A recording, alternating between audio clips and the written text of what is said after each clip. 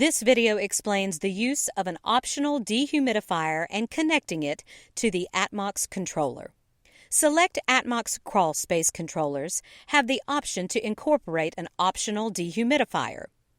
Decide where the dehumidifier is going to be placed. Look for an electrical outlet. Figure out how you're going to drain the condensation. Pick a central location in the crawl space. Use the dehumidifier plug-in relay kit, which comes with low-voltage wire and yellow and black banana plugs attached. Carefully remove cable ties from low-voltage wire. You may need to remove cable tie on relay. Mount the relay kit using available screw holes. Plug the low-voltage cable into the relay. Plug the relay into the electrical outlet. Plug the dehumidifier into the relay.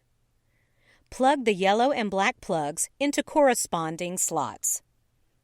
On the dehumidifier, set to Always On or Continuous. If that setting does not exist, turn the dehumidifier to its lowest possible humidity level. The dehumidifier will now be controlled by the ATMOX controller.